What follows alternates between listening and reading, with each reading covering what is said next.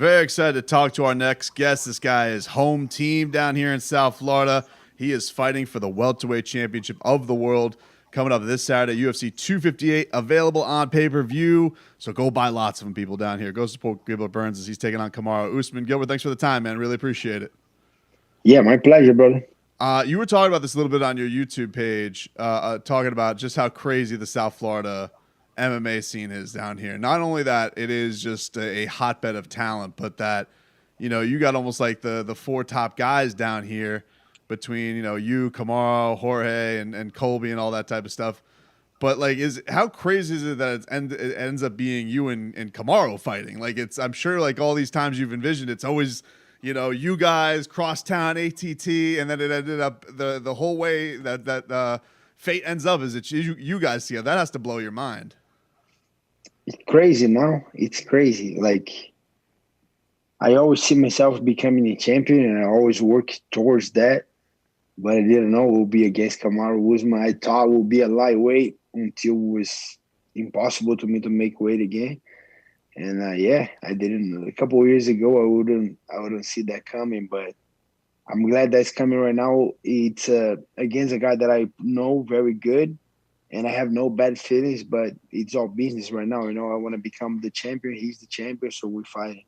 Does it help at all because your title run came so quick last year? Like you came out like a cannon, man. You were wrecking fools, and then you were gonna have this title fight, and then all of a sudden, COVID happens, and it's pushed off for you. So I'm sure you wanted to have the title fight last year because you were going hot. But is it beneficial at all that hey, you kind of got to soak in the year, you got to heal up, and now you got the full preparation for your title fight? Yeah, it definitely was better, because I wasn't feeling good at that week, and I test positive, and then was a whole journey to recover, to get back on training. But even my strength conditioning coach and every single one said it was a blessing in the sky because I didn't had a full camp for my title fight. I beat title only May 30th, and then next day was May 31st, I believe, and then got back home. I got back home on June 1st. So, and then I was fighting for the title July 11th. So that was a fight that I didn't get injured. I just got back to training. And then I even think it was a little bit overtraining that gave me the COVID. My immunity system went down too much, but I ended up getting the COVID. But I do believe it was a blessing in the sky because then I have a lot of time to rest with COVID, because I already had 2 fights back-to-back short notice. Then a lot of grappling that I did in the end of 2019. Then I got my first fight against Demian Maia. Then after Demian Maia, right back again, training for 5 rounds.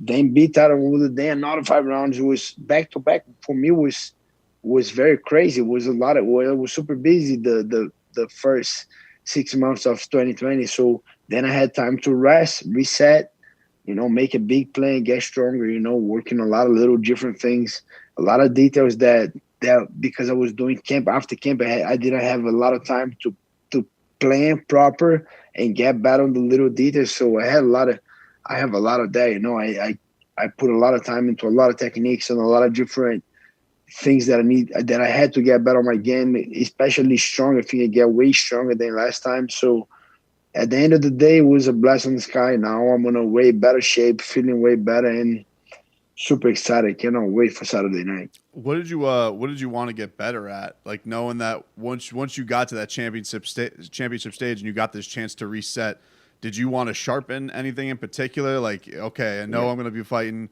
Kamaru. That's going to happen eventually. Like, where do you go into this and say, all right, now that I have this chance to reset, I got to get better at this if I want to win the belt? Yeah, so I make a lot of goals. I talk to my coach, say, what do you think we need to get better? I do believe my jiu-jitsu is my main key. It has to be super sharp, okay? And then we figure out, okay, this month we're just going to do jiu-jitsu and strength. So one of the things that I did on my strength conditioning, I put more weight. I became more stronger because I know how strong Kamaru is. So I do believe I gained a lot of strength since July through here. My jiu-jitsu, I make sure my jiu-jitsu was sharp everywhere. And another thing that I put a lot of time was my boxing because I know my hands are quick, are heavy.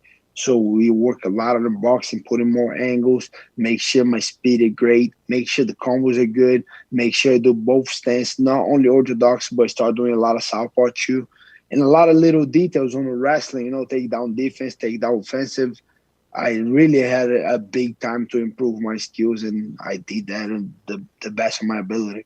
Can you give me just a sense, Gilbert, like that crew that you have now, you're at Sanford MMA, but you guys have come almost been like this traveling pack all throughout South Florida from Boca to Fort Lauderdale to Deerfield Beach, but you guys have been such a tight-knit crew and such an elite crew forever. Like, does that blow your mind that you guys have been this successful for that long in this place in South Florida that's just been so damn good at mixed martial arts?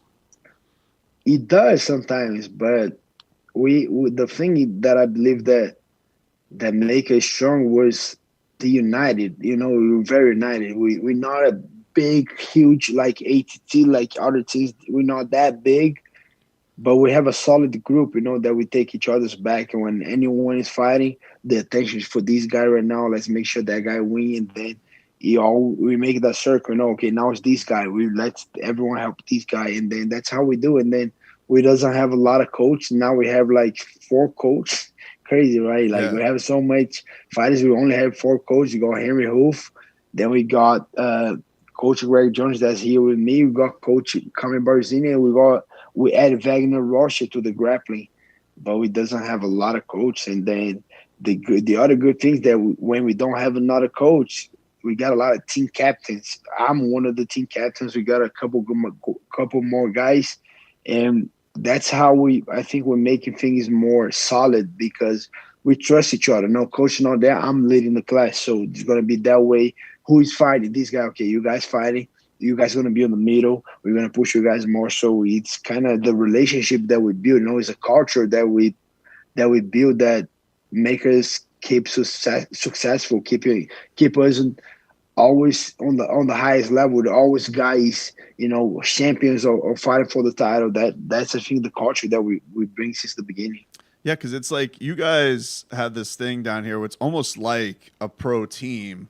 Because like I'll go to these Titan FC shows. I was actually the one where your brother got his last fight before he ended up going to the UFC. I'm just like, look at these guys. Like they're all here in this one place together. They're all supporting kind of the next generation.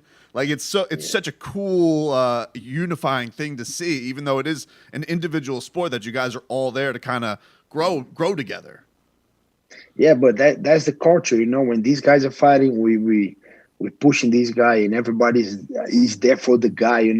Who has the fight coming up, and then we put on the wall. Okay, these guys. Okay, you guys, you get the octagon. Next time you got the octagon, and then who's the guy you're fighting? So everyone knows who he's fighting next. And if we should point little things out that guy stuff, make sure you go to Wagner. Make sure you do the drills with him. Do action that we show.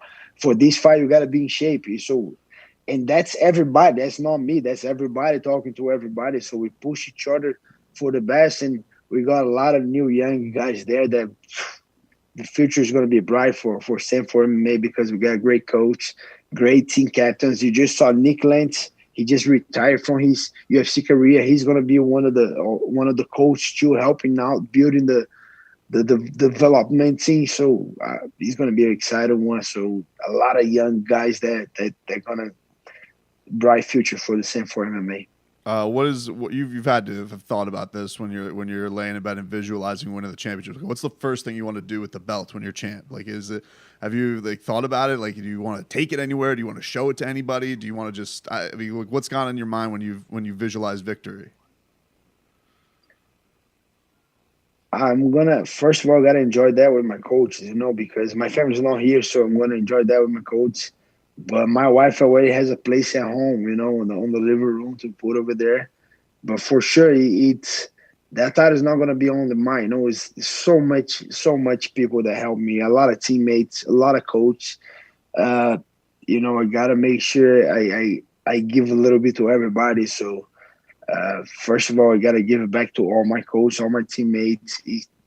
Like you said, when I go to the octagon, just me over there, but in order to get there, to be able to perform, so much people help me out that I don't know. I gotta bring it back to a lot of people first. Make sure I do a lot of phone calls. I see a lot of people because was I did enough by myself. Was I had so much help to make that becoming true.